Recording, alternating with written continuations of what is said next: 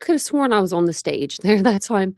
Welcome in, everybody. Welcome back. Welcome to Titanium Built. I'm your host here, Tanya. Nice to meet you. If this is your first time here, but if this is not and you're coming back for another round of lives, welcome back. I do appreciate you guys coming in and seeing me on our stream. So we're going to be talking about Austin Drummond tonight, but I'm going to run a little case by you guys. That way you guys have that information and it's out there. But look, my cat already wants to go out. You want to go out? Okay, you're the man. Well, that'll be good. I'll talk to you guys as I'm letting him out. Where are you going? Sir, there's nothing over there. I think, oh, I hear you. Hey, he's 18. He does what he wants. Alrighty, we got one leaving. See you later. Wants to hang with the boys, I guess. Sorry about that. We're down a cat. We're down a cat. That's funny. I knew he would probably want out. And see how like you could see Mia? You could see Tessie right here, but you could see Mia, my Weimaraner back here. You see this whole piece of bed. She's letting Araya have a little bit of it, right? Because Rocky took over the other bed that's the same size. I don't know if you can see her. She is currently on a cat bed. Half her body's hanging off. You know it's gonna be an awesome live when that happens. Hey, Araya, you can always move now.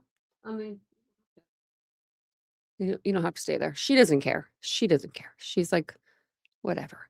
Hey, country butterfly, welcome in. Hey, ladybug. I was reading the chat before you guys were, before I came on. Yeah, we're trying to hit that 25,000. So don't forget to subscribe. Don't forget to hit the like button if you guys don't mind and you guys do appreciate the coverage. I hope you'll consider, hitting the like button. Hey, Crystal, hopefully you guys are be coming in, hopefully some more of you guys will be kind of like trickling in soon. It's going to be a good live. This is the Austin Drummond court hearing that we were listening to last night. It's the second half of that. So before we do that, I'm going to pull up an article. Well, not the whole article, actually, just a picture of it. I have a bunch of stuff up for Austin Drummond. So if tonight's live goes well, I have a full complete timeline of the Austin Drummond case. I've got a lot of the documents now. I have pretty much everything that you would need to know. And we can do a complete, deep dive into this case again, because it's been a while, if you guys want to do that. But as of right now, we do have a little bit of we have a missing boys, missing Will and Wesley Richmond. I was listening to this on Chasing Truth on her page. There was a mother and father. This is the dad, but the mom, they're going to court for custody, I guess.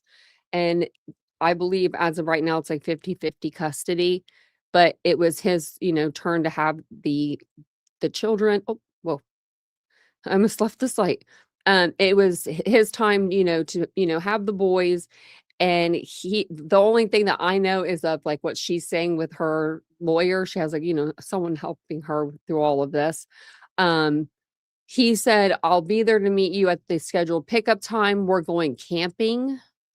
I didn't like that at all. I don't like that like camping thing. I mean, I just said today I'm going camping, so I can't say much. But it reminds me, and I say it every time, I can never remember the case. What is her name? Where the wife, the husband killed the wife and buried her body out in the woods and took his 2 kids with him. So they're going camping, and then he ended up blowing himself up in the house. That case. When I hear camping, I don't know. My mind goes to like the worst like thing ever. Susan Powell. That's what it was. That's her name. That's the case I think of when I think of like camping and like taking little kids with you. I don't know. I just don't like that. But as far as we know, I'm okay, I mean, as far as we know, we don't know anything really at this point, but we do know that he's been selling a lot of his property. So he's been doing some things that he shouldn't be doing, that look suspicious. But just a couple days ago, this Amber Alert came out, and it's for brothers Will Thomas Richmond, 22 months, and Wesley Dane Richmond, 10 months. So he failed to return them, during a scheduled custody exchange. Investigators stated Richmond had recently been experiencing severe depression and financial distress and had reportedly abandoned his Saratoga Springs, Utah residence after selling personal belongings. Um, Authorities identify Richmond as the suspect in the abduction investigation and began searching for the children along with a black Toyota Camry bearing Utah license plate A561HL. So a black Toyota Camry. The case has quickly drawn national attention as law enforcement warned the children were believed to be in imminent danger or serious bodily harm or death. I can't imagine being the mother right now. Yeah. I as soon as but there's and we're gonna cover this tomorrow. I wasn't gonna come on tomorrow. I was gonna take tomorrow off, but I'm gonna come on and cover it if you haven't found them yet. Because the mother, I forget her name. I wish I knew her name, but she has put out a video and it's like 6 minutes, I think. It had my attention. I was like, oh my goodness, this is like, you know, this is important. So I wanted to make sure that I at least got it out in the beginning of the live. I did put a community post up too with like a link so you guys can read the article. It's a really nice detailed article about this whole case. So um but yeah, so we're gonna go over that tomorrow. Afternoon, early evening sometime. So or not early afternoon. Well, afternoon, late evening. Hey, Mr. Rosebud.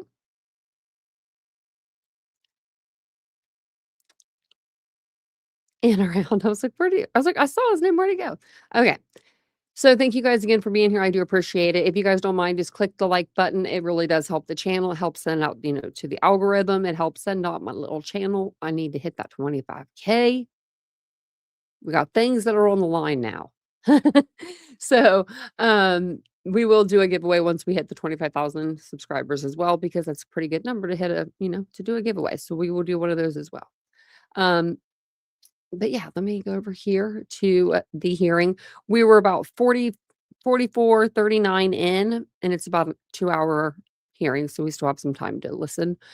In this part of the hearing, we're going to hear a little bit more commotion, more things are going to happen.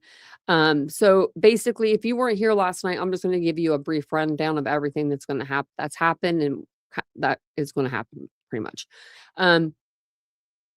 The hearing pretty much opened up with the judge addressing several motions in the case. But the biggest issue right away was Austin Drummond's handwritten request to fire his attorneys, the ponytail guy, yeah, and represent himself in the death penalty case. Prosecutors confirmed that they're still seeking the death penalty, which immediately raised concerns from the court about whether Austin, understood the seriousness of trying to act as his own lawyer. They like like I was saying, you might have been able to, fool your way in jail and like go see the prison lawyer, but like this is completely different, right? During the first hour of the court proceedings, though, Drummond told the judge he no longer trusted his legal team. He claimed evidence issues and prior court rulings damaged his confidence in the defense strategy that they had. Judge Mark Hayes pushed back pretty hard on this, and he warned him multiple times that representing himself would be a major mistake, especially in a capital murder case. Can you imagine that? I mean, well, that would be just like, um, Ted Bundy. My brain just, like, forgot his name. I was thinking Theodore, but it wasn't Theodore. But it'd be like, I mean, Ted Bundy, he did it for what? I don't know how long. How long was he his own attorney? But I know he wanted to be his own attorney. Did he get to be his own attorney? I wonder. I'll put me back up here. I'm gonna look that up. Did because I know he wanted to be. Yeah, he did. So I mean, so he had that team to stand by for the public. Okay, of public defenders, but yeah, well, he, that's what you want to do. That's what you want to do. If you want to represent yourself, the judge, I mean, that's all he can do is say, I wouldn't do it, bro. But if you want to do it, more power to you. I mean, it's his life, and I mean, he's gonna have to sign every waiver from here to freaking Louisiana that he's not going to sue, or he's not going to try to get a new trial and say ineffective counsel myself. I don't think that'll work. Um, but they were talking about, so they talked about him and the death penalty, him representing himself. Another pretty big topic was if they were going to move the trial out of Lake County because of the enormous media attention that this case was getting. The defense argued that there's no way Drummond could get a fair jury locally due to nonstop coverage, social media discussion, and the emotional impact the murders had in the community. Now, I don't really see a whole lot of people talking about Austin Drummond, so I don't know who he thinks. Is his lawyer saying, yeah, people were talking about you online? Because I think I'm it. No, I'm kidding. I'm not the only one. You know what I mean? But there's not very many people talking about his case anymore. Like they were, but it's kind of like I feel like I don't know. I feel like it's kind of like that out of sight, out of mind kind of thing. But prosecutors did not oppose moving the case. The court discussed possible locations in Middle or East Tennessee. So I think we'll hear maybe something at the end of this hearing. So the second half is going to get pretty heated. It's going to get emotional. Family members of the victims are, present in court, and one emotional outburst, interrupted the proceedings. So we will talk about that when that happens. But let me go ahead and get the hearing up, and if it's low sound, I'll raise it again. So I think I had to do that last night. And I swear that I thought that there was a closed captioning on here, but it must have been another video I was playing. I don't know. Very crazy though. And I'll just put me over here in a little bit, the little small spot. Maybe I'll make me a little bigger. Hey, Tracy. Welcome in, everybody. And if you're just listening in, please don't forget to hit the like button, share the video, all the things. And I'll put a banner up too, so you guys know people know what we're watching when they come in. Oh, and we just left off with this officer getting off the stand. I don't know if he's I think he's a warden, I'm gonna assume. But they were asking him, hey, can your court, or can your jail hold him? This high profile criminal, can you hold him over for trial? And he was like, like, I can, but do I want to? Like, it was kind of like one of those. You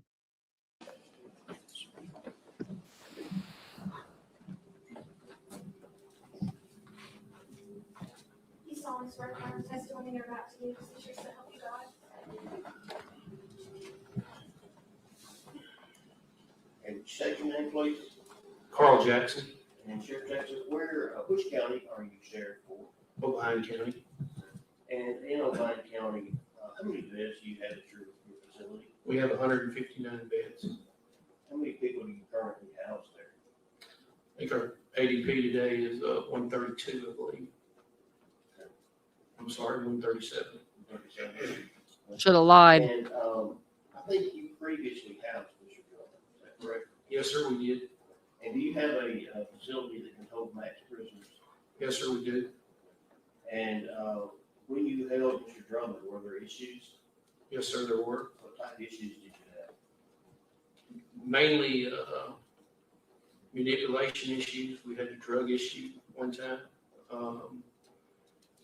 It was, in my opinion, very taxing on our staff to have to deal with him when we brought him out. A wreck, we were having to take safety precautions during that wreck. I mean, if he doesn't get his way, he acts out, maybe not violently, but in other ways, such as smearing feces on the walls. And on the, Like, I guess at that point in your life, I mean, you're not looking for a lady because you're never going to have anybody on the outside. But I mean, smearing feces on the walls. What do you? I mean, what do you think? Do you think you're going to get like a conversation? Like a conversation's going to be had? Like, I don't know. Like, I just feel like that is the dumbest way to try to get your way. when, And then you're touching your own. Like, I mean, for the cell door, he also would write little notes about when this happens, you're responsible, basically. Were those, did you take those as threats? I took it as him trying to manipulate the staff and basically do what he could to have his way. Did you feel that your jail is sufficient to hold Mr. Drummond? You've already held him, so you have a better idea probably than others. We currently, and I'll just be frank, right now, we're currently holding 3 inmates in our jail for murder. One is a 15-year-old or 16-year-old juvenile. Another one's one that shot a Weakley County deputy. We're holding that one for Weakley County, and we have one that we're actually holding for Sheriff Box right now as well. So I feel that we're doing our part for this area. Okay. And do those people take additional staff when you have people that require more security? They do. And you're providing extra security now for those 3 that you're holding? And we have to take a lot of extra precautions for the juvenile. Yes, sir, that's very taxing as well. Will this be a burden? Yes, sir, it'd be a burden on O'Brien County Jail, our staff, and quite frankly, the citizens of O'Brien County. I mean, I've got 6 other officers here today other than me. oh, wow. You know, that's- He's like, bring up that guy that just got off the stand and said that he just didn't want him just because he just didn't want him. He actually, You just testified that you had. I will say the guy before him said that they were at like 100 and some % of their capacity. They were over capacity. So You deal with violent criminals. Yes, sir. Like you got 3 that are pretty high priority. Yes, sir. Did those criminals act out? They're not model citizens. As far as right now, no, everybody is under control right now. We just took the juvenile a few days ago, so that's still in the process. Would it be fair to say that you routinely deal with difficult prisoners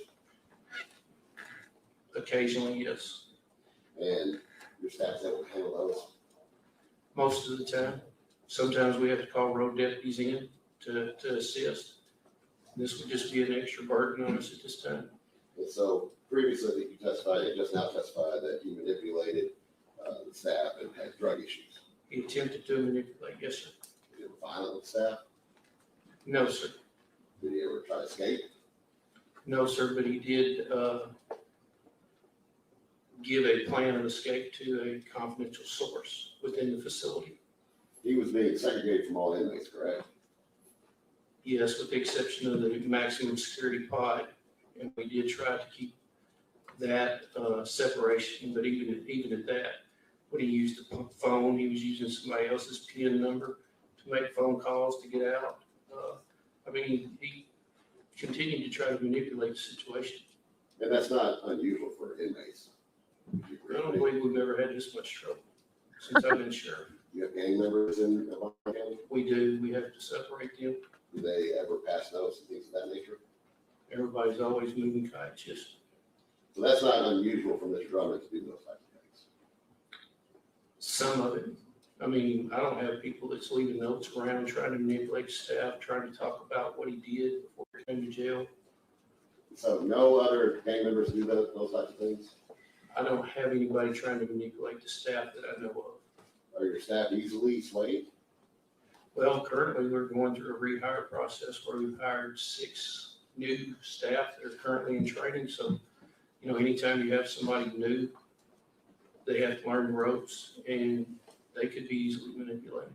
But you have a system set up to screen those types of things, right? We try our best, but just like any place, people get through. Understand. Inmates can be pretty creative. If you Yes, sir, they have 24/7 to figure something out. do any other inmates act out when they don't get their way? Occasionally, we have had some. Because Mr. Drummond was not an unusual case, other than the fact of what he charged with, and notoriety. Other than the manipulative notes and actions. Other than Sheriff Jackson, in addition to holding state inmates, county inmates, do you also hold federal inmates? Yes, sir, we do. And does that require you to have additional staff for that as well? We have to segregate them separately, which also takes up room. I guess best way to describe it, if you have a B pod, which has 22 inmates in it, that's 22 federal inmates. So we have B pod, we have E pod and F pod that are all federal inmates. That limits where we can stick somebody. So if we wind up having trouble and we have to utilize DMAX and we don't have anybody to put them or anywhere to put them, then that makes it even more difficult for us. So does that also make it, to a point or so that your jail is not sufficient to house Mr. Drummond? At this point in time, I feel like we're more taxed than we were when he left.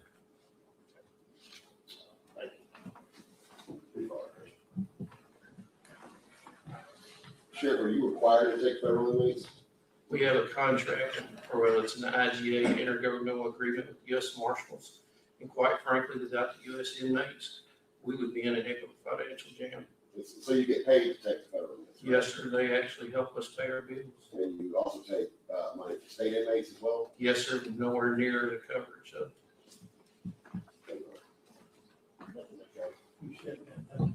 Thank you, Your Honor. Your Honor, no one approved, however, the documents that I passed forward, I would like those to be. Jason, certified copy, just get them marked. Let's say. No proof. Right.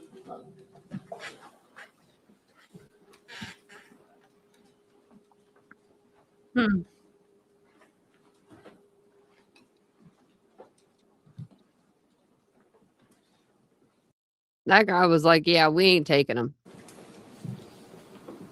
He said, I think we've done enough for the, like, our town or whatever it was. Like, I mean, a community.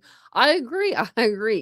He said he had like 3 people that were in prison there for murder or in jail there, like being held for murder. And one of them is a juvenile. Like that guy has his hands full.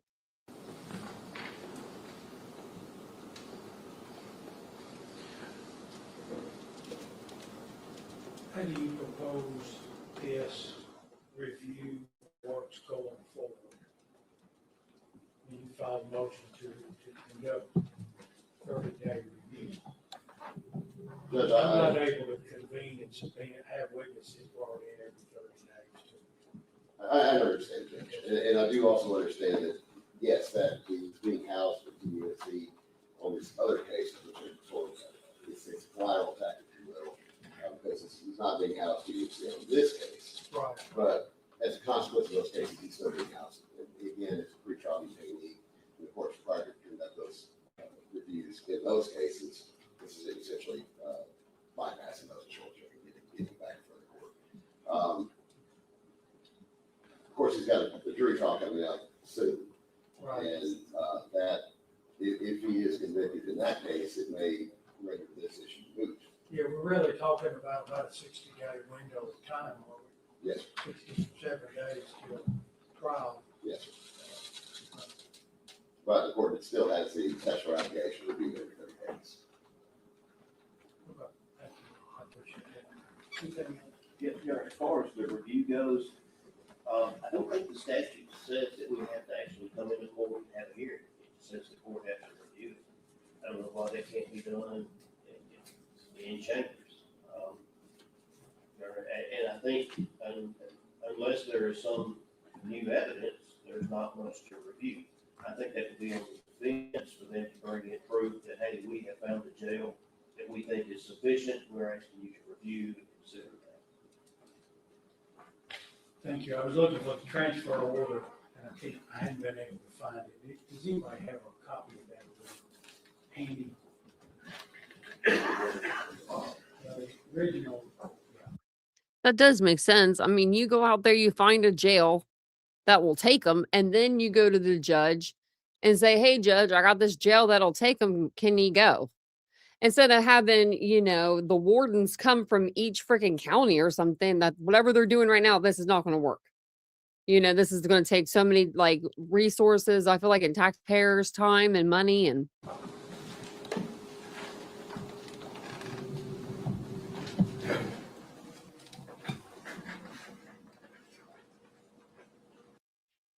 That's not a lot of paper.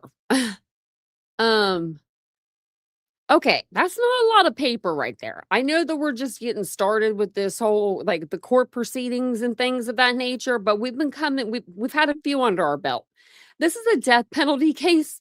If that was my lawyer and his paperwork, I might want to represent myself also. So I mean, that could be a good thing though. That's all they have on you.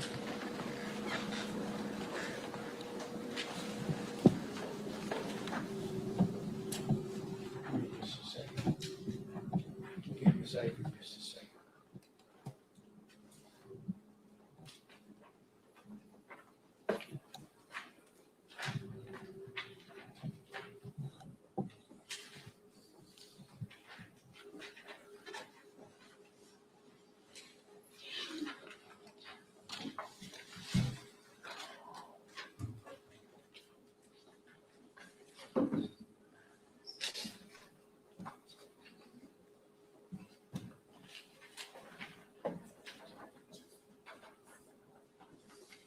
What I do know is originally, according to the state, the hearing on the request to transfer was conducted October 27th, of 2025, I expect.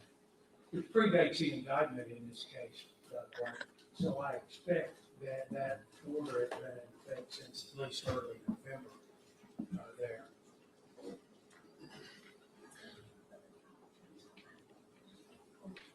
The threshold question is whether the order should remain in place, be terminated or modified there. So the transfer had been in place since, I think early November is a safe time.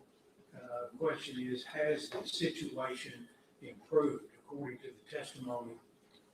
According to the stipulation regarding the Lake County Jail, it is inadequate to hold the defendant pending trial. Excuse me. Sheriff Box is over capacity in our county at this time. Also houses a relative of the victims. One of the victims in this case, Sheriff Jackson.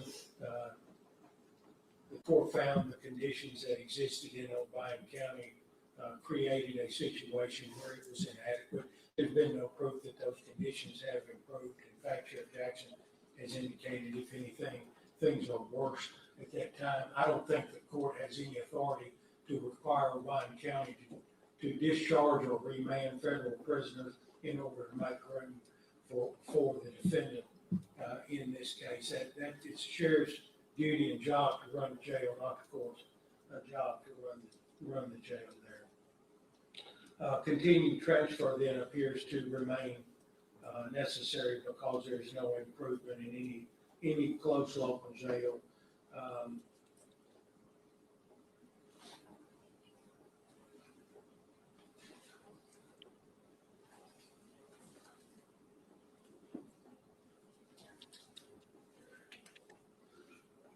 There's been no assertion by the defendant that the Department of Correction facility where he is currently housed is insufficient, except to the extent it creates a barrier for the meaningful review and preparation review of discovery and preparation for trial, where the court is working on that issue based on the prior hearing on the motion to modify the protective order. So it is not necessarily the Department of Correction.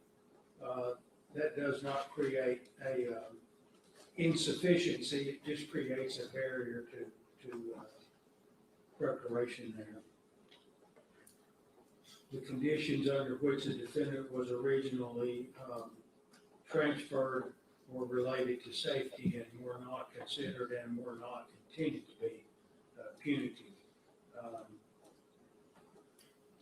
There's no indication as to whether the defendant is in restrictive housing, as that term is used in 41.4.121 there. There's also no indication about whether the defendant is in solitary confinement. That's an old term there, but there's no assertion here. The court will conduct a regular review on some level in compliance with the statute there. And it doesn't seem at this time that the transfer to the Department of Correction amounted to an atypical or significant hardship, except with respect to the ability that we talked about on the order granting the motion to transfer this was entered October 29, 2025. That order was subjected to review by the Court of Criminal Appeals. There are no less restrictive alternatives at this time. The access to counsel is a significant issue for the court, and the court's going to make that, going to follow up with that with respect to the motion to modify the protective order. If we're able to find a way to deal with that on an electronic basis, I think that issue will be solved, and we'll have that'll be that's the only factor that really concerns the court. So at this time, the review has been completed, and the court declines to transfer the defendant back to a local jail at this point. So no transfer, basically. They're not transferring him. He's staying right where he's at. So maybe they'll sequester a jury in. I don't know. I don't think it's going to be that big of a deal once the trial's there, you know.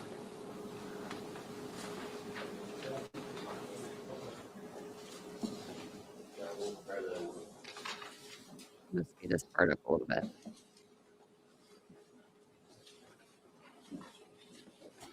He's messing with the papers.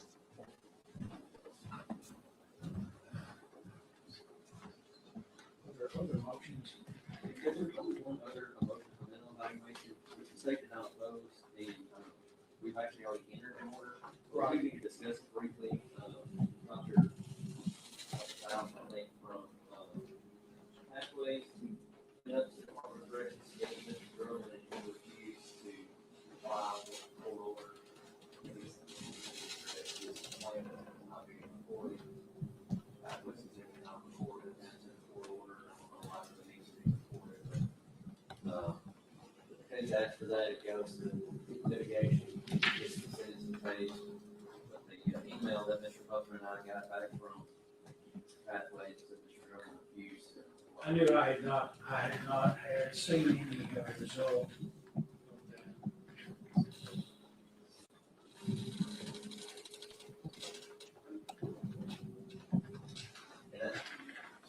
I might have misspoke a little bit. TDOC also would not let it be recorded without a court order. Basically, more TDOC would not record other than Pathways, but again, the refusal from Mr. Drummond said. All right, just a matter of information, I suppose.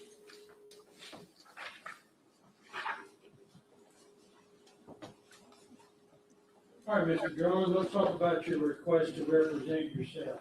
Okay? Mr. Drummond filed a motion. It was received by the court and filed April 21, 2026, seeking to terminate counsel and to represent himself in the matter. The court's asked Mr. Drummond to complete the waiver questionnaire, which it appears he has done. There, he's also executed a written waiver of counsel in the matter. Mr. Drummond, I need to ask you some questions, sir. And I'm going to place you under oath to do that because I need you obligated to tell me the truth. So, you raise your right hand? You solemnly swear affirm the testimony you're about to give is the truth, so help you God. Mr. Drummond, the court is required to advise you on the disadvantages and the dangers of self-representation, particularly in a case like this. And I'm going to also ask you some questions to determine whether your decision to represent yourself is being made knowingly and intelligently. You're obligated to answer my question truthfully. If you were to answer any question falsely, you can be punished for perjury. You know what perjury is, sir? Yes, Your Honor. You've handed back the document called waiver of right to be represented by counsel. Did you complete yourself the questions there? Yes, Your Honor.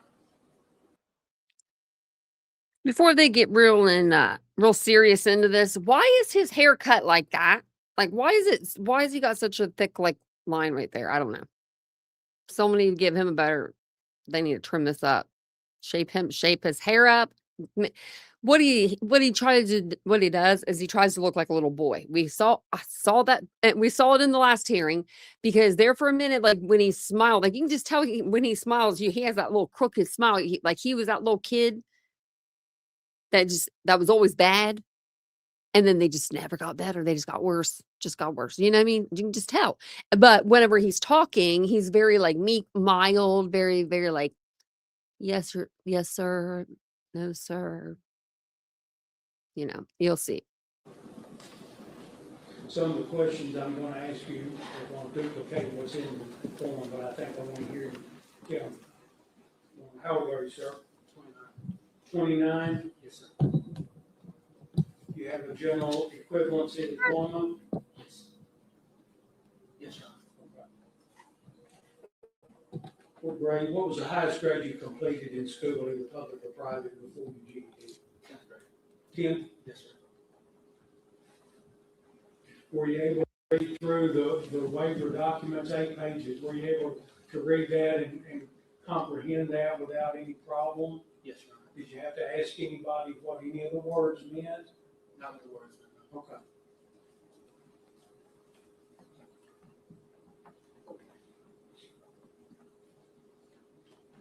Dumb question. You've not been to law school. no, Your Honor. Have you ever undertaken any formal study of the law? No, Your Honor. Have you ever represented yourself in any case? No, Your Honor. I assume you didn't represent anybody else. No, Your Honor. Even in the Department of Correction, you didn't help someone else with their case, like a disciplinary hearing or anything. No, Your Honor. Have you ever been through or sat through the trial of a capital murder case? Not a capital murder. What trials have you sat through? My trial for the robbery when I was 16. As a 16-year-old, you sat through a robbery trial, your own robbery I trial? was 17 at the time. 17. He was 17, but remember he held up that little old lady at the gas station. At the trial? Didn't he shoot her? I know he had a gun. I don't think he shot her. Madison Right. County? Yes, Your Honor.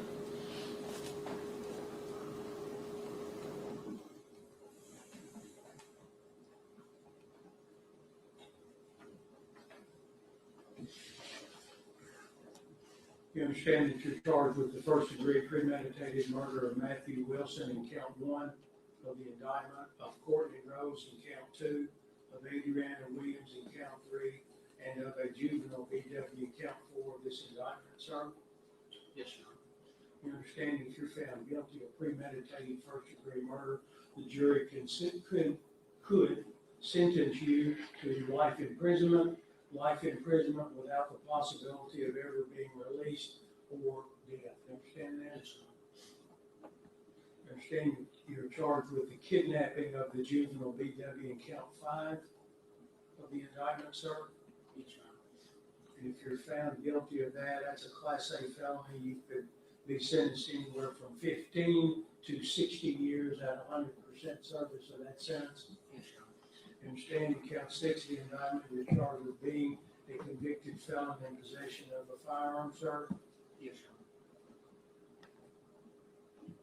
And that felony conviction relies on the conviction, the trial you referenced a few minutes ago, your aggravated robbery conviction in Madison County, case number 14 CR 423. yes, sir. That's a Class B felony, being a felon in possession of a firearm, and the sentence there could be 8 years to 30 years in prison as well. Yes, sir. Count 7, you're charged with employing a firearm during the commission of a dangerous felony. That's count 7.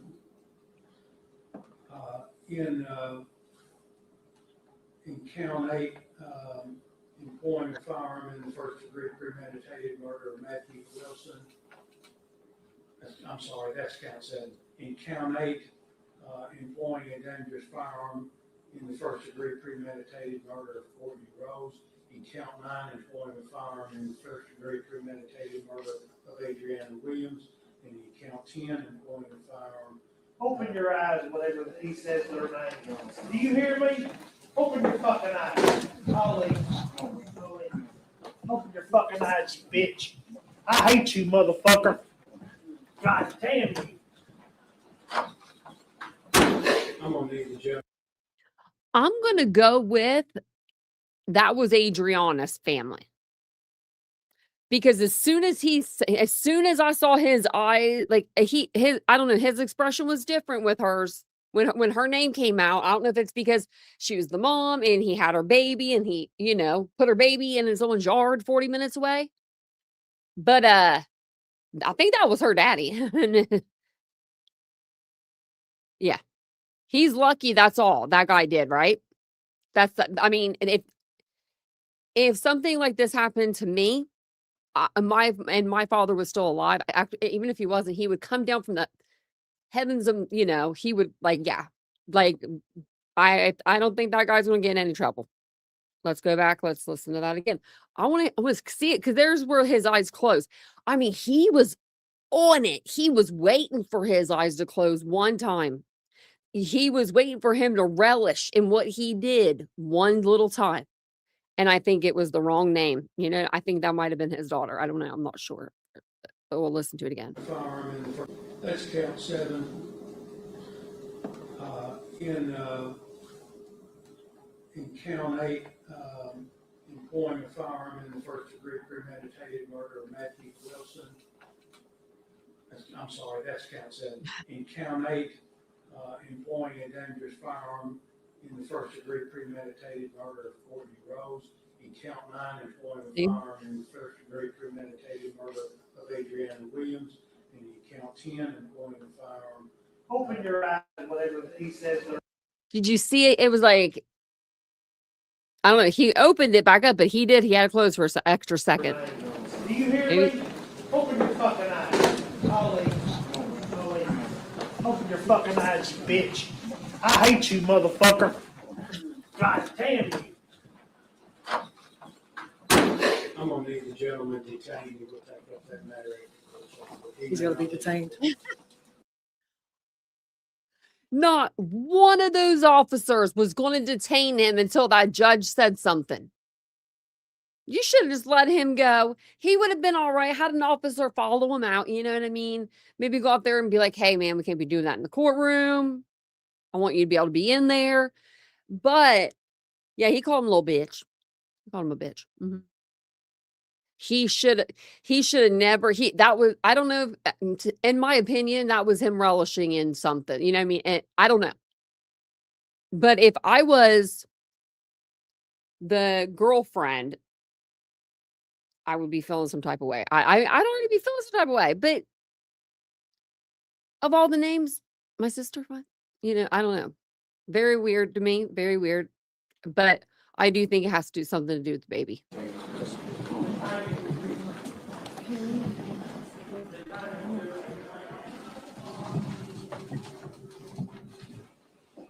And in count 10 of the indictment, employing a firearm during Do you still want to represent yourself, Drummond? the first degree premeditated murder of the juvenile. These are Class C felonies, Mr. Drummond. Those are each punishable. The range of punishment is 3 to 15 years.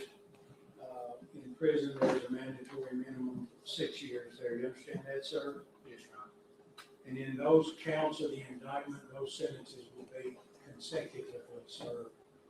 That's mandatory, not the court's decision. Yes, Your Honor.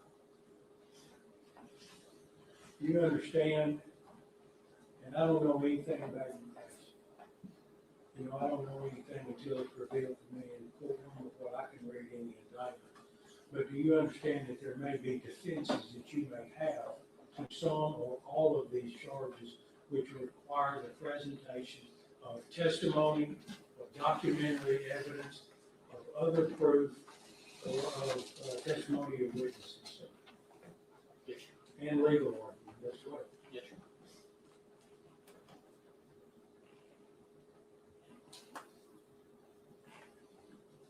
If you're found guilty of one or more, no, that's not right. If you're found guilty of more than one of these offenses, the court could order that you serve all of your sentences consecutively. That is, one after the other. You understand that? Yes, Your Honor. Attorneys in what I call a capital case, that's a case where the state seeks to impose a death penalty on the defendant if convicted. Those lawyers are specialists who have more knowledge and more experience about this specific kind of case than anyone else. Do you understand that? You understand that not even all lawyers can qualify to represent you in this case. In fact, there are very few lawyers who qualify to represent you or any other defendant in this kind of case. That is a capital case. You understand that? Yes, You understand if you represent yourself, you're on your own. You understand that the court, neither the court nor anyone else can tell you how to try your case or advise you on how to try it. That is, unless the court appoints.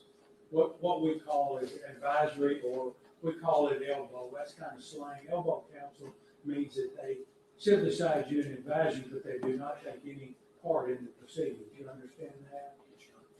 And I can't tell you how to try your case, or if you're going off the rails, I can't bring you back on. You understand?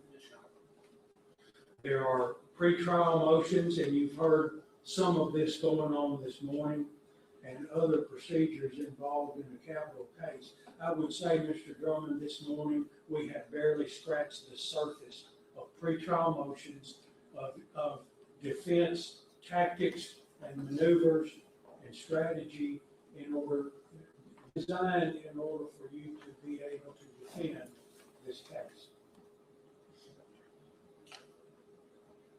Some of the proceedings that are going to occur may not occur in the courtroom.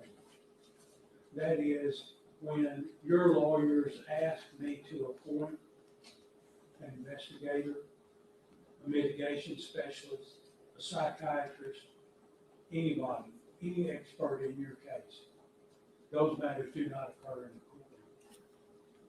Those matters are done by rule. Ex parte. You know what ex parte means? It means just them and me, or just you and me. Understand that? It means the other side does not get the ability to participate. Does he not know what a bench trial is? Understand that if you had to make an ex parte request of me, that you've got to follow all of the appropriate Supreme Court rules and all of the statutes that apply to that. You understand the court cannot help you, will not help you with those matters. Understand that? Are you willing to give up your right to have an attorney draft documents for you?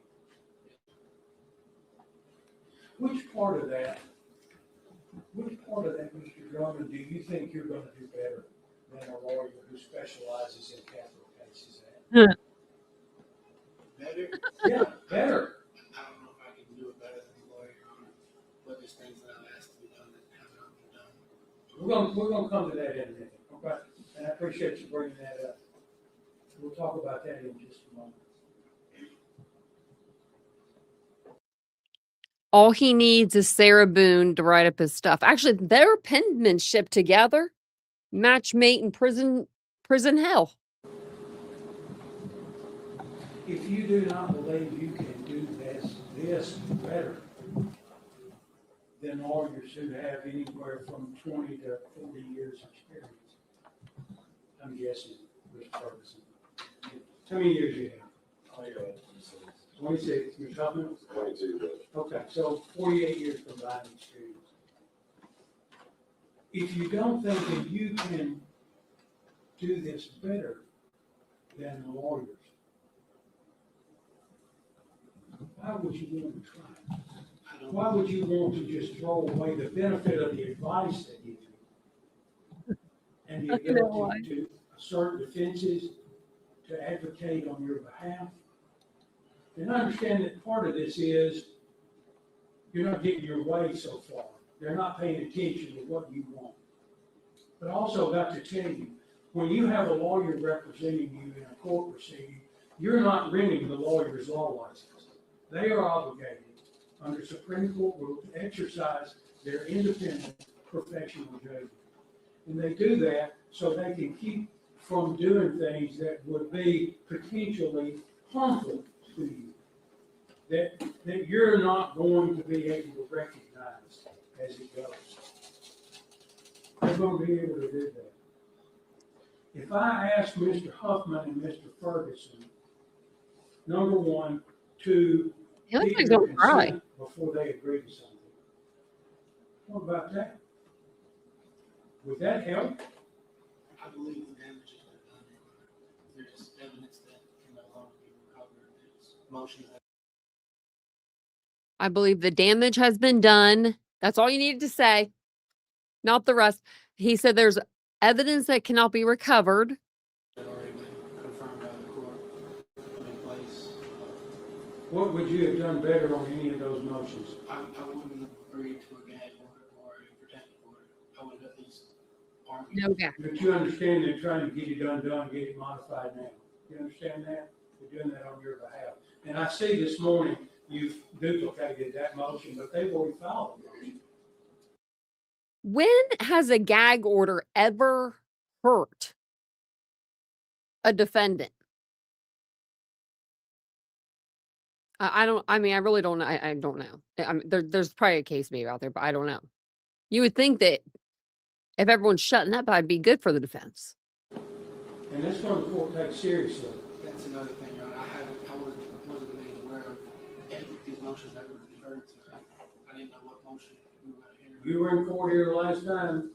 Yes, I knew. You've not received a copy of the motions, Not all. and that makes you want to just not have a lawyer at all, rather than get the copies of the motions and motions that are filed in the future so that you've got the benefit of that, so that you can have some input. Is throwing your lawyers away better than keeping your lawyers and trying to develop a better, more open, more communicating relationship?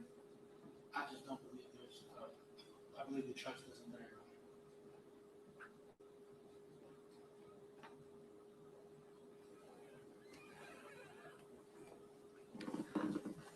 Trust takes time. I don't have a lot, I don't have time. That's true. He ain't got a lot of time. Hey, Tony. Have you read the rules that deal with the criteria for requesting funds for expert services? Do you know what a mitigation specialist is? Yes, Your Honor. I wouldn't be presenting litigation. Unless in this case, if I was convicted. What about a crime scene expert? You got access to a crime scene expert? I will be looking to, implement a crime scene expert and a pathologist. How are you going to accomplish for independent forensic testing? How's that gonna happen on your own? Well, I believe my investigators can handle part of that. Like he has an investigator. You understand, if you don't meet all the criteria, and I can't advise you about it, that you're gonna be denied. Yes, Your Honor. You're gonna get denied.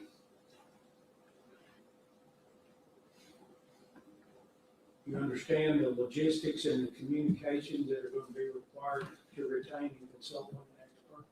Yes, Your Honor. Are you able to follow the evidentiary rules for presenting expert testimony and opinions? Yes, Your Honor. Well, you told me you hadn't studied law. How about the rules of evidence? Have you had a look at those recently? I haven't studied the rules of evidence, criminal procedure, rules of Do you feel like your knowledge of those rules is superior to 46 years, 48 years worth of legal experience? Absolutely. So again, you don't think you're gonna do this better than they would? I don't doubt their ability to be lawyers at all.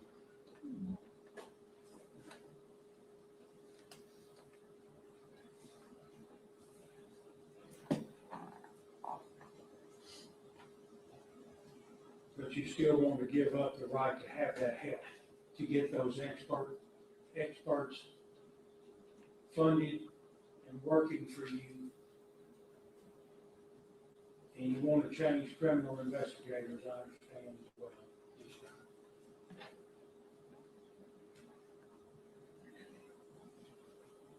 Honor. Am I right? You want to give up the right to have them do that part of this case for you? The ones who are currently employed, yes, Your Honor. Are you able to hire counsel? No, Your Honor. I think will be a good working relationship. Do you understand the types of questions that are going to be appropriate and inappropriate to put in a potential jury questionnaire? Loosely, Your Honor, but I will continue to study the law library, to have better knowledge of it. Do you have access to the law library where you are now? Yes, Your Honor, that's the only thing I'm able to do on my tablet. You understand? You're able to do that on your tablet? Yes, Your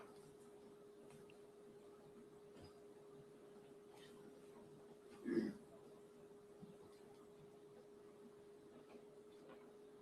You understand I can't advise you about the rules of criminal procedure, the rules of evidence, or the Supreme Court rules on obtaining expert funding. Yes, Your Honor. Can't advise you on the rules of evidence. You understand that as well, sir? So tell me what you think happens if the jury were to find you guilty first degree premeditated murder. What happens next? I'll be sentenced to death.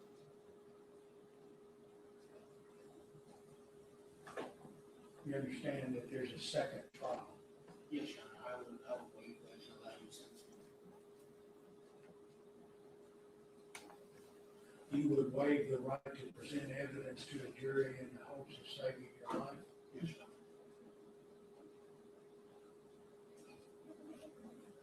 How is that better than asking, than trying the case? How does it put you in a better position? Well, Why is waiving your right better than exercising your right to have the jury make that decision? I believe that's my right to waive that.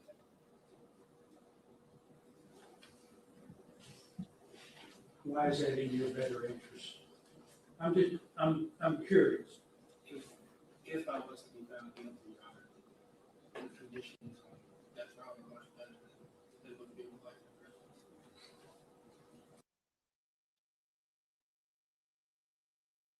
in prison. No. He did not just say that. He did not just say that. Raise your hand if you believe for 1 millisecond that Austin Drummond would rather spend 1 minute on death row as to opposed to going to prison for the rest of his life. I think he could do prison for the rest of his life. I mean, he had his little gaming system in there. It might take him a while to get back to that little area of, the jail that he was in. I mean, they might all want to come after him at this point. I don't know. I mean, there might be people in the prison that, don't like him. I'm sure there are. But I think that I would much rather be around people. You get your commissary, you get to go outside for, more rec time than I would on death row. He's lying. He's lying. Hey, Marcella. Yeah, yeah, you're professional. But you understand, Oh, and that's what I was gonna say. Do you know what I think it is? You know what I think it is? I personally think that he knows what evidence is out there, right? I mean, obviously, in my humble opinion, allegedly, he knows what evidence is out there because he put it out there. So he knows right now. I believe he knows in his mind right now. I think he knows, like, they're probably gonna find me guilty. So why not play lawyer and, do it on his terms, like go, like have them instead of him being sentenced to prison because of these two guys and what those two lawyers did for him. He's like, I might as well do the work. I don't know if you've seen Sarah Boone's papers, that she's written to the judge before, but he writes just like her. He puts in like the effort, like he makes it look like an actual document. Like it's so weird how they do that. How criminals do that. It's like, just write the letter. what a death sentence means. Yes, sir.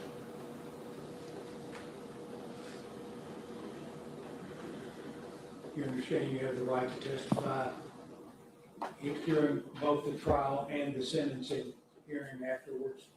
Yes, sir. You understand that you may not be able to just take the witness stand and just start talking. I was made aware of that today, Your Honor, yes. Does that impact your decision at all? No, Your Honor. The state has filed a notice indicating, Mr. Drummond, that they're going to present evidence of these aggravating factors. One, that you were previously convicted of one or more felonies whose statutory elements involve the use of violence against a person. I suppose that would be the aggravated property, at least at this point. B, that you committed the murder of more than 3 persons within a single episode or at different times within 48 months. C, that the murder committed was done so in the course of an act of terrorism. I'm not saying whether these are right or not right. I'm just telling you what the state intends to prove. Fourth, that the murders may have been committed at random, and the reasons for the killings are not obviously or easily understood. You understand that part? I understand that. I remember saying that.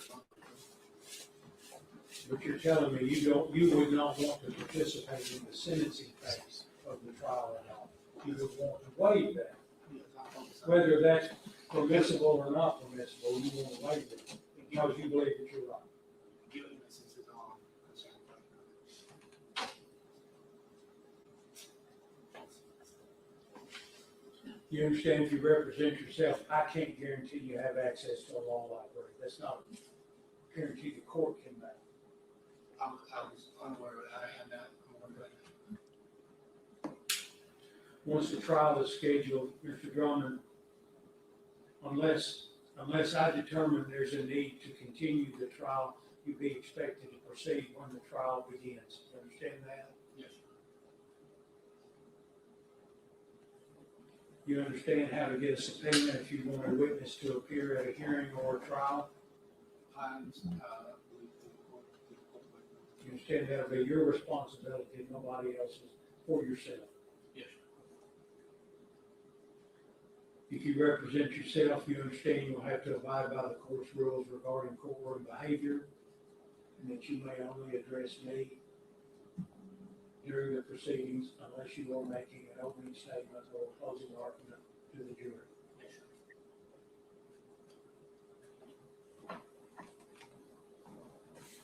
You understand that during a trial or any other proceeding, you may not freely communicate with persons in the courtroom.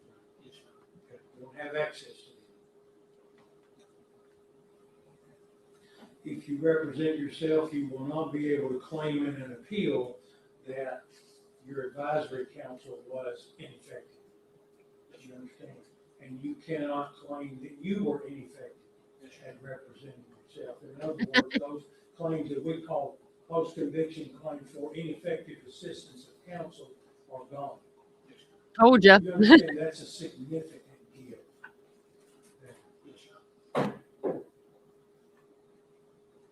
Do you understand that almost 100% of capital cases wind up in a post-conviction proceeding involving a complaint or an assertion that counsel was ineffective? I was not aware of that. Almost every one of them end up there. And I think he hit a nerve there. You know what I mean? Like he's like, oh shit, that one I forgot about. I mean, you have to remember that, buddy. You cannot say ineffective counsel. Oh wait, shit, that was me. That was myself. I did that. You can blame these two older gentlemen, the one beside you that's sleeping right now, and the guy with the ponytail. All criminals do it. They get sentenced to life in prison, not even life in prison or death penalty. I mean, a lot of people do it when they just get a few years. you're giving that up if you represent yourself. They'll want to appeal it. We hadn't thought about that. I'm not thinking about it.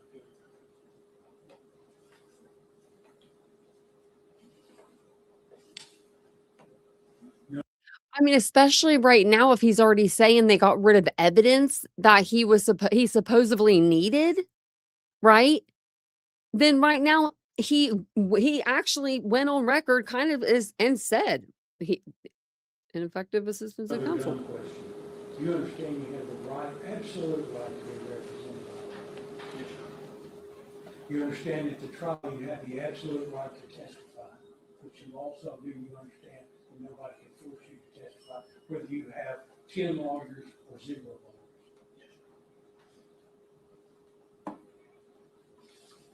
That right to have a lawyer to represent you is on every day of court, every stage of your case, every day of trial, every appeal, every post-conviction proceeding that you're otherwise going to waive if you give this up.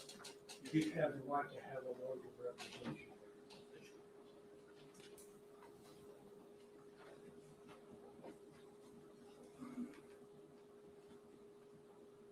If you get in a bind during trial, you don't know how to object, how to fix something that's going badly, you know you're going to be held to the same standards as a lawyer, as 28 years of experience.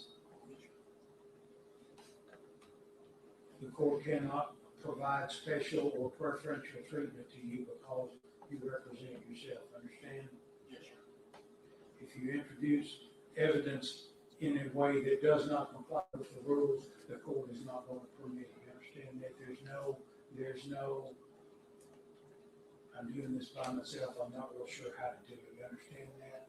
That's not an option in this case. Mr. Drummond, you absolutely would be better served by being defended by a trained lawyer who qualifies to assist you in this kind of case. Who's handling the market written matter for bond here? Judge, that's Mr. Was that the end of it? What just happened here? We were listening, and then all of a sudden there was another lady on the screen. Hold on a second.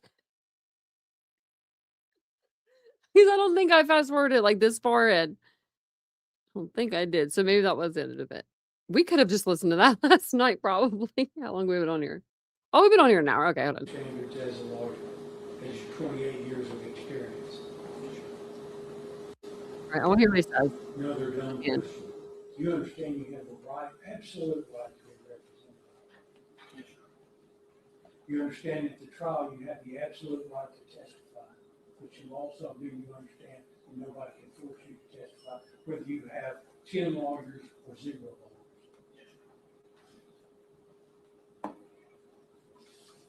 That right to have a lawyer to represent you is on every day of court, every stage of your case, every day of trial, every appeal, every post-conviction proceeding that you're otherwise going to waive if you give this up. You have the right to have a lawyer to represent you.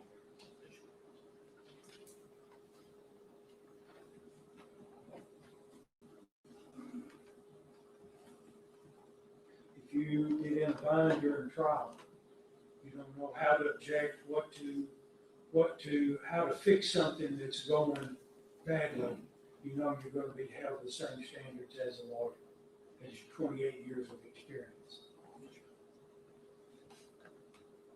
The court cannot provide special or preferential treatment to you because you represent yourself, understand?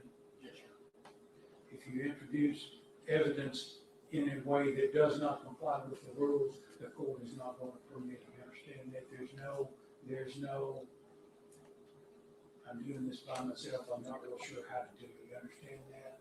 That's not an option in this case.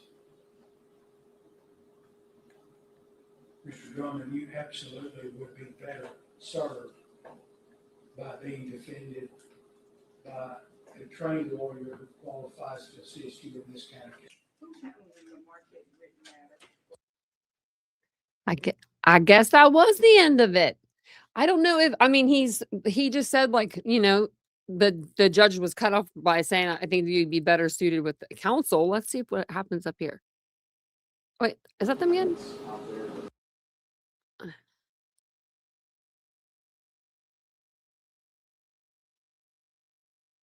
Well, there he is. Okay, that's weird. Okay. Oh, okay. So this is not what we want to watch. That's so random that my cat just got her thing off the wall. That's what you heard. But that's so random. They put another court case in the middle of it. Now what are they going to say here? Like, that's so weird.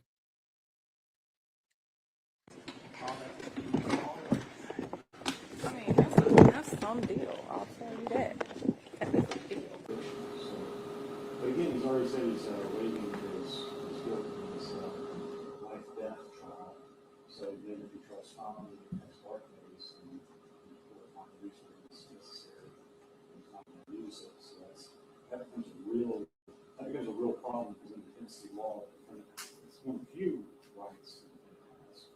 Everything else within a trial, plead guilty, not guilty, jury trial, bench trial, is on a death case. The defendant does have an absolute right, as well as the attorney does not put on any proof for like death. There's a consideration that's going on, or a problem that's going on right now. Alan has live with him, so he's gone for several years. The defense out there, but when we get people that go out there that shouldn't be, or they come back on the post-conviction or the in post-conviction, which happens all the time in death penalty cases. There's so many ways you can do it wrong, especially when you speed it up. That's why we take these things so slowly and try to stop and backflow these cases that post-conviction.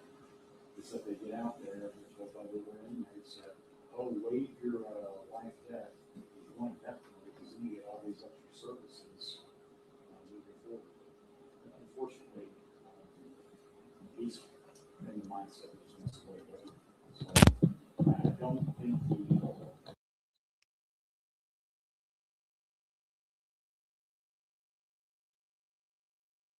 Okay, now they're just messing with us. and I've had conversations with my clients before. Now I will let them know what they need to say to the judge, what questions are, if they want to represent themselves. I have no problem with somebody representing themselves. I don't know. Let me look, Ladybug.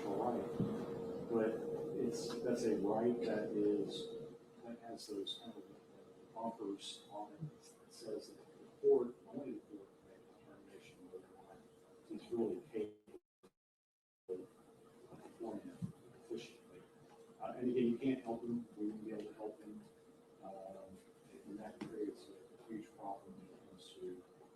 situation. And it just sets up that this is the approach that we're going to take that.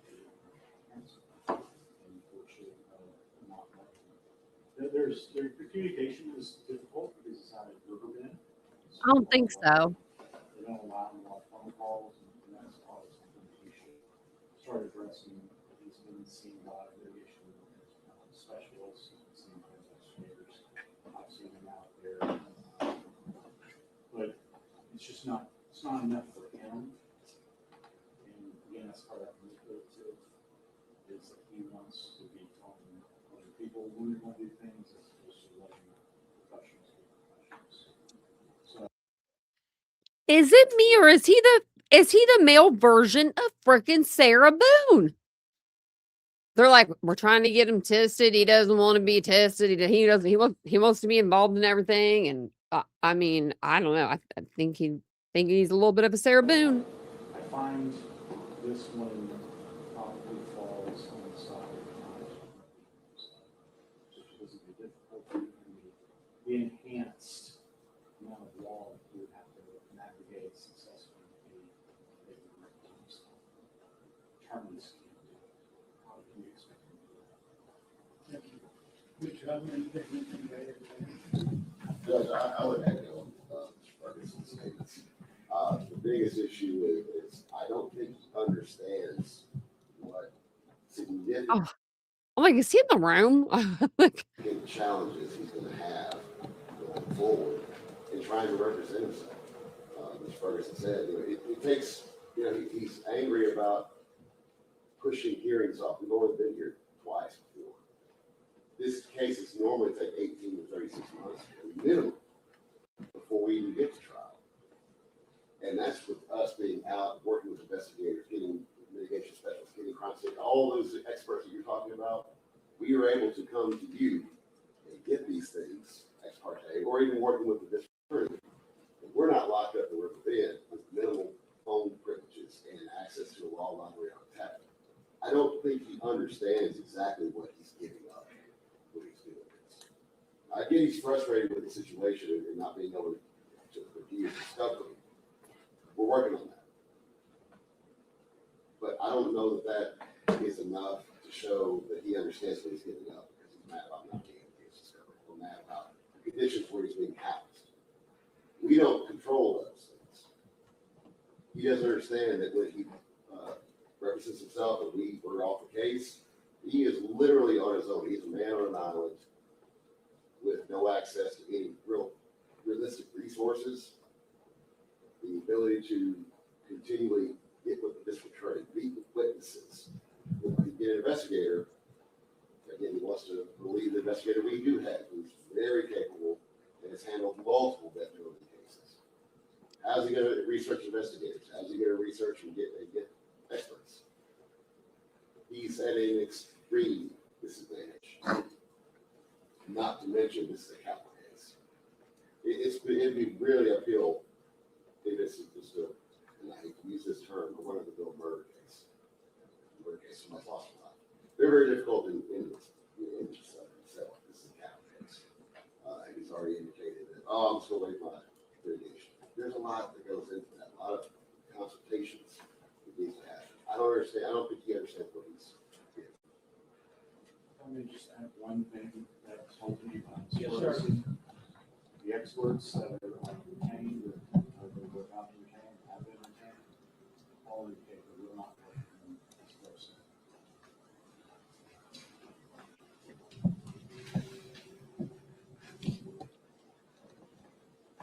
Mr. Huffman, you've heard a couple of the complaints that Mr. Drummond voiced involve agreements or concessions, none of which the court has heard with prejudice in any way. But I think, as you say, being stuck at Riverbend and not having access to you won't be willing to make your best effort in terms of communication before you commit anything. Oh, yes, sir. The ones he mentioned in the motion, the gag order and the protective order, we did discuss that with him. And I did explain to him, without getting into the was. Right, I don't want you to- The court has already indicated that I don't really have a choice. Those orders were coming forward regardless. Well, I don't know about the gag order, but I do know about the protective. Yes. So those are some of the things. The other I think issues, I told you and the state to come to terms on one yes, because one was going to be in. yes, My recollection. yes, And so to the extent you conceded, he was under the duress of, thanks. but he's concerned about about knowing what's going on as it goes. Yes, and we understand that, and part of that is going to be difficulty with being able to get, again, we'd have to physically go there, it's a 7-hour round trip just to get there and meet with them, not I understand. there. The other part is we have to schedule Zooms, and they're limited in scope and the number we can get. Do you have a length of time that the Zoom is limited to? Are they using Zoom or some other? Like they're using Zoom. Okay, or do you have a time limitation on the duration of the meeting there? There You know what are, I'm asking? yes, but there are, but we are able to reconnect, so time limitation itself is not an issue. Because again, those are like 40 minutes or whatever, cuts off, we're able to reconnect. Additional 40 minutes, but Let me ask you, Mr. Drummond, does the facility limit how long you? Why isn't there? The Zoom?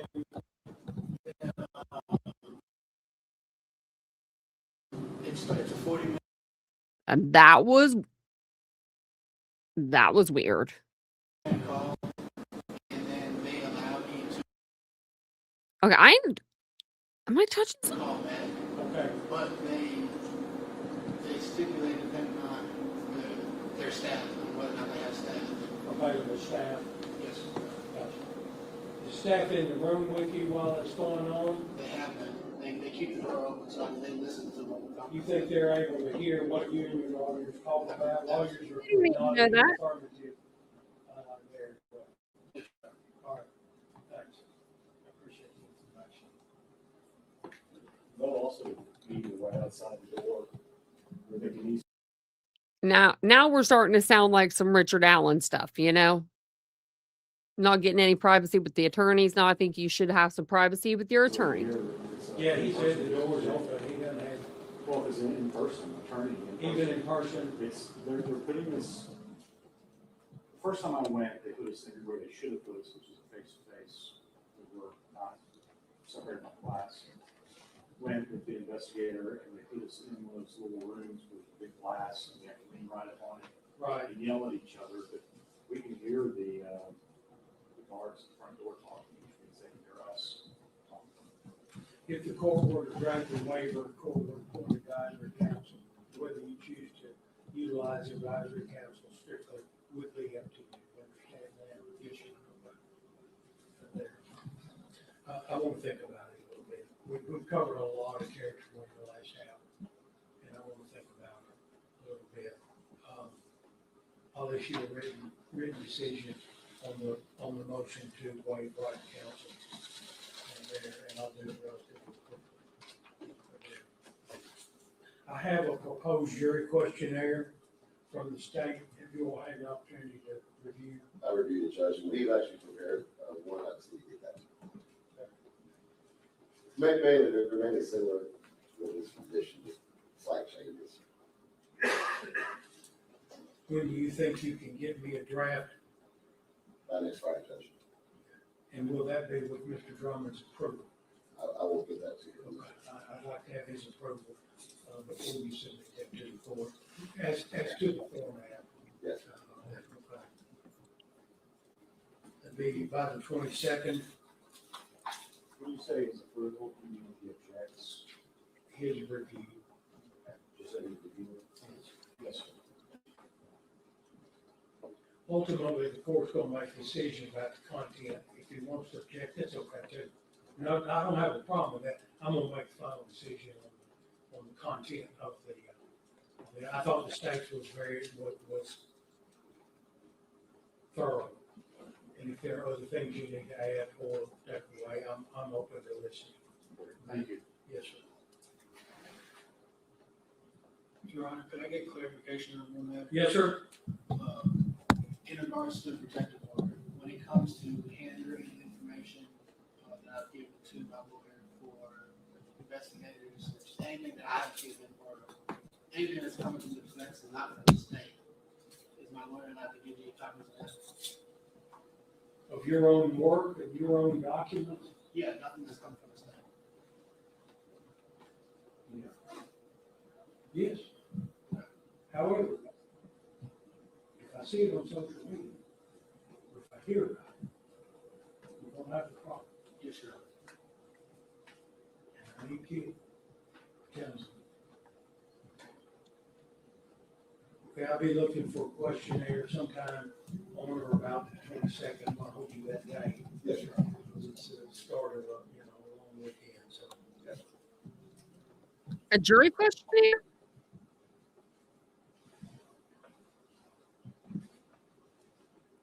We've got we need to talk about an appearance date for next round of motions. If the court permits Mr. Drummond to waive counsel, he has filed a round of motions today. There doesn't need to be, maybe need to be taken up at that point. If the court denies the motion to waive counsel, then we're not going to take up pro se motion. You either have a lawyer or you don't. There's no, of course, not going to permit a hybrid representation model in this particular case. We've got a pre-trial conference at May 26th, and we're going to move that one, right?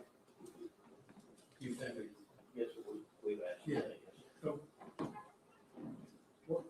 do we have a potential date for that right now? We didn't suggest today, but I don't think I've suggested one here.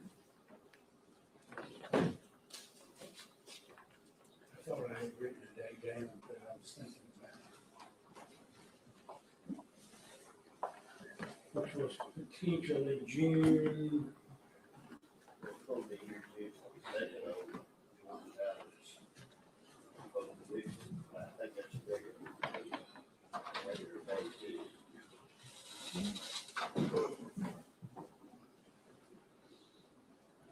It is a regular day, and I don't think I'm. Okay. So I think that's the end of the hearing, but I wanted to read this to you guys. I think I can read it. I can actually zoom it. Why not zoom in if you can, right? Well, let me scroll down that. What kind of zooming in is that? Let me get my glasses on. Before everybody heads out of here. This is the document that sorry. This is the document that they were just talking about a minute ago, order denying request for self-representation. So I already got you an answer. Look at that. That's fast, isn't it? I mean, it's faster than any case we've ever covered. So, because the judge was going to say at the end there that he will, in due time, he'll give us his response. Well, he gave it to us. So look at that. Oh, I'm the worst at cleaning my glasses. I don't know why I can't do simple tasks, but simple tasks can be hard for me, Blindness. I am going to go look at new glasses though. Same brand, but there's a store. So I couldn't believe there was actually a store around me. Okay. So state of Tennessee versus Austin Drummond. We don't get to see a whole lot of documents in this case because, they're always tightly sealed up in Tennessee, but I do have some other ones also. So this matter is before the court on the defendant's pro se motion to discharge his counsel and represent himself in this case. The court denies the motion for the reasons set out below. Number one, this is a capital case where heightened procedural protections apply. The defendant was indicted by the Lake County Grand Jury on felony charges, including 4 counts of first-degree murder. The state has filed notice of its intent to seek the death penalty. Number two, By order dated November 12th, 2025, the court appointed counsel specially qualified under Tennessee Supreme Court Rule 13, Section 3 to represent the defendant. Counsel have appeared in court, filed motions, and advocated on the defendant's behalf. Number 3, on April 21st, 2026, the court received the defendant's 2-page handwritten motion to waive right to counsel and exercise right to self-representation. This motion, along with others, was heard on May 15th, 2026 in connection with a motion to review the defendant's custody placement. The court heard testimony regarding the defendant's manipulative behavior when he does not get his way and his failure to comply with rules. That behavior is also relevant to this motion to waive the assistance of counsel. Importantly, let me see if I can go back here. Okay. Importantly, the court is without an expert assessment of the defendant's mental state because he refused to cooperate with a previously ordered mental health or competency evaluation. Wonder why. Upon the court's inquiry, the defendant indicated he completed the 10th grade in school and later obtained a general equivalency diploma. What is that? GED, something like that. He has not studied law and the only trial he has ever experienced was his trial on felony charge at age 17. Although he says he has studied the applicable procedural rules and understands he must follow them, the reason the defendant provides for discharging counsel in part reflect a poor comprehension of the rules and case strategy at the general sessions court level. Number 5, the defendant's case is highly complex and requires the highest level of professional defense assistance from persons experienced in capital cases to provide the defendant with the best chance to avoid the worst case outcome of conviction and execution. Although the defendant has a constitutional right to counsel or to waive counsel, any waiver of the right to representation must be unequivocal and made knowingly, voluntarily, and intelligently. It is evident that the defendant is making his request voluntarily. It is also evident that his request to proceed pro se is not clear and unequivocal, nor was it made with sufficient knowledge or understanding. Instead, the court finds the request was made for retaliatory and manipulative purposes. Damn. This judge ain't holding back. According to the defendant's motion, he wants to proceed pro se because he is dissatisfied with certain procedural and strategic choices made by his counsel. So his complaints were general desire to evoke the right to self-representation, but rather an ununiformed understanding of the proceedings, which has led to his frustration and his retaliation in the form of the instant motion. The complaints in paragraph 3 and 4 relate to dissatisfactions with orders of the court that would have been entered regardless of counsel's concessions. A defendant may not use a request to represent himself as a means to challenge the court's orders. The court believes the defendant's motion is in part an attempt to challenge those orders which limit his ability to provide documents and information to the media and have restricted his control all over documents produced in discovery. Oh, so that's what. Oh, I got that backwards. Okay, so I got that kind of backwards. I was thinking the gag order was like he was, I guess he was upset because things weren't getting out. Huh. He wanted to release material to the media, some of which is detrimental to his defense. I don't think they've said what the other thing was, what the evidence was. Yeah. The motion also complains about the length of time required for tasks performed by counsel at the defendant's request. Oh, I didn't mean to do that. The pace of proceedings in criminal cases, especially capital cases, may be slower than desired, but this is not grounds for removing counsel. In fact, defense counsel plays an essential role in criminal proceedings. Notably, defense counsel plays, I read that. Notably, counsel have filed a motion for a speedy trial. The court finds that the defendant's motion is more of an attempt to manipulate the pace of pretrial proceedings rather than a genuine complaint about counsel and a desire to represent himself. The defendant's uniformed Dissatisfaction with the pace and outcome of certain preliminary matters and his mild frustrations are not adequate reasons to remove counsel. Sorry. Defense counsel statements during the motion hearing also cast doubt on the validity of the defendant's attempt waiver. According to counsel, based on their interactions with the defendant, he fails to understand the significance of any waiver and the obstacles and disadvantages he would face as a pro se litigant. Yeah, I mean, that's just.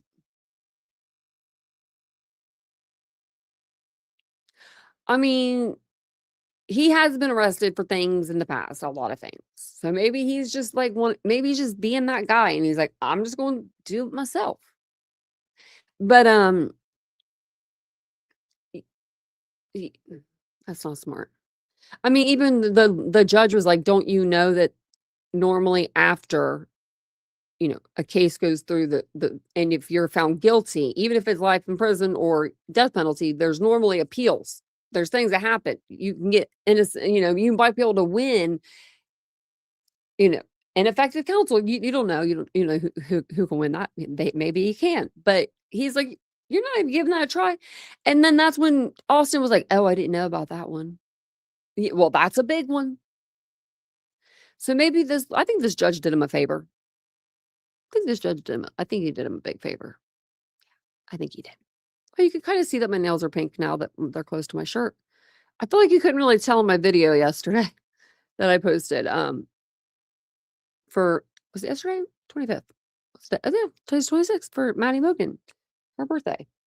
So I'll paint my nails probably purple in July sometime. It probably won't be like on the 5th, but it'll be, or the 8th. I think it's the 5th or the 8th is her birthday, but Kaylee's, but it'll be close to that time. Does anybody have any questions, concerns? Yeah. You can see my monitor there now, right here. That's what that extra thing is. And then my computer is right there. We moved the stand from back in that corner. So it looks a little better. And then I gotta get the dog bed, of course, out of here. Oh, and Tessie made it back to her bed. She was on the desk and then she was knocking stuff off the wall. Just doing Tessie things. She is like a child. I'm not kidding. She was trying to put her hand down the drain. She saw bubbles go down it. I had to put the thing in the drain. I was like, this kid's gonna get me. She's really not a kid. She's a kid. A kid 10. Could move her back. Oh, she's made a funny noise. The funny thing is, this was Rocky's seat. And the other day he was in it. Rocky never sat in this seat, or I would have never given it to Tessie. I would have never taken a seat from him. Hey, princess. But yeah, no, he totally. This cat totally likes it, and Rocky was totally in, and I thought that was pretty funny. So, but I'm gonna jump off here. I have a doctor's appointment tomorrow. I have not been to the doctor in like a week. I think it's been like, it feels like it's been years. But I think it's just been a week. The 13th, the 20th, I was there. And then the 13th and the 12th and the 11th. So I guess last week, I wasn't there last week and no doctor. So I was excited about that, But yeah, I want to know if the evidence is that he claims they lost. I'm wondering that myself. So thank you guys for being here with me tonight. I do appreciate it very much. So I'll see you guys. Let me think. Probably tomorrow. I'm probably going to come on tomorrow to cover the case about those little boys. I'm sorry, little girls. For some reason, what is his name? I hate that. I'm about to think of it now. His name's Travis. That guy. Remember the guy that took his 3 little girls out in like the middle of nowhere and murdered them, and then he ran off. I cannot think of his last name. That's what bothered me because we covered that. And it's not coming. You guys will know who I'm talking about, though. Oh, that's why I said little girls. Those 3 little girls. Sad. Okay. Well, thank you guys so much for being here tonight. I do appreciate it. If you guys don't mind, stop and leave a comment on the way out. Like, not a comment in the chat box, but like not in the live chat, but the regular comment section. It really helps the channel just have that extra push. Like the video, that's always a big thing to help. If you want to support the channel, you always can by hitting the $ at the bottom. There's 3 or 4 different ways to support the channel monetarily that way.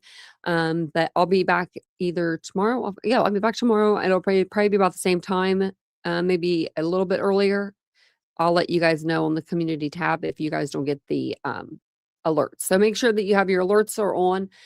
Just for any YouTuber that you watch, if you want to make sure that you get all of your alerts, if you're on your phone, make sure that you're going through your settings app and you're making sure that the app setting for YouTube is on as well, or you won't get any of your YouTubers. So thanks again for being here. I will see you guys all tomorrow. Have a wonderful evening. And yeah, lock your doors, lock your windows, all the things. Stay safe. Bye, guys.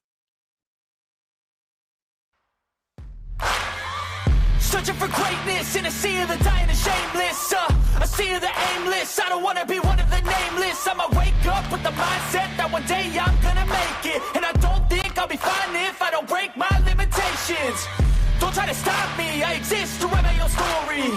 I'll make a decision if I want some peace or if I want the glory. Yeah, don't want a life that is complacent or possibly boring. I just want a life that is worth every day exploring. My whole life I just wanted someone who would notice me. My whole life I just wanted to be somebody to be. Yeah, I just wanna be great. Yeah, I just wanna be great. Yeah, I just wanna be great. Yeah, I just wanna be great. Yeah, I just wanna be great.